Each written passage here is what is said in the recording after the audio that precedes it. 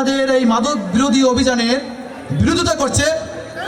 Rapidly আমি rapidly police super মহোদয়কে চলে যাই যে স্যার আগুনবাড়িকে বাঁচান, আপনাকে সরাসরি নিয়ে এখানে যেতে হবে। বলছে কোথায় সেটা? আমার স্যার এখান থেকে নেওয়া 15 কিলোমিটার। বলছে তুমি শিডিউল দিয়ে দাও, অ্যাজ সুন অ্যাজ পসিবল। আমি স্যার আমাকে বললো শিডিউল দিয়ে দাও। সঙ্গে সঙ্গে স্যার মনে হয় ওসি মহোদয়কে ফোন দিলেন, আমার সামনে বসা স্যার মনে হয় ওসি মহোদয় র্যাপিডলি এসে ডিসকাশন করে তারিখ ফেলে সময় ফেলে আমাদেরকে বললেন যে আসেন আপনারা। আমি বেশি কিছু বলবো না। আপনারা যে কাজটা শুরু করেছেন এটা আগুন নিয়ে খেলা, কিন্তু আগুন নিয়ে খেলা। এই কাজটা সম্ভব শুধুমাত্র যুব সম্প্রদায়, জনপ্রতিনিধি, সাধারণ জনগণ।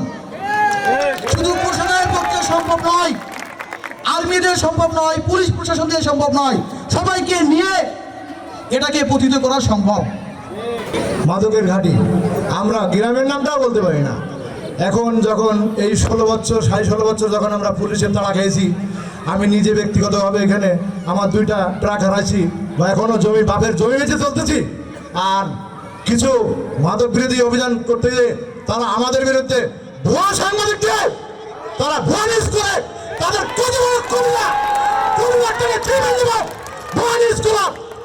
এখনো জমি বেঁচে চলতেছে বাপের, তারা আমাদের বিরুদ্ধে ভুয়া নিউজ করে।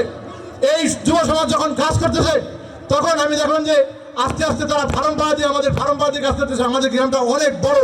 বাত ব্যথা, প্যারালাইসিস কিংবা আর্থ্রাইটিস, আধুনিক ফিজিওথেরাপি ও পুনর্বাসন চিকিৎসায় নির্ভরযোগ্য নাম ডিপিআরসি। এই এত বড় গ্রাম, প্রায় আমাদের 8,000 মানুষের বাস, সব মিলাই 4,000 প্লাস ভোটার।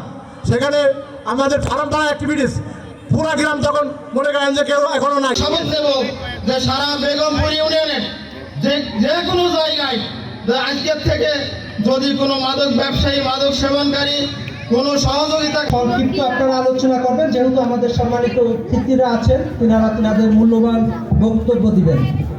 আমি এই পর্বে আলোচনা করা এবং মাদক মুক্ত সমাজ করতে আমরা সবাই প্রতিজ্ঞাবদ্ধ। আমিও আপনাদের সাথে প্রতিজ্ঞাবদ্ধ।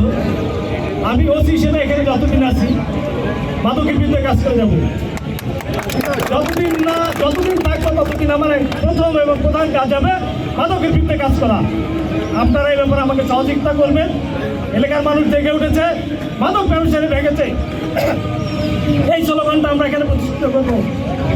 সবাইকে আবার শুভেচ্ছা জানিয়ে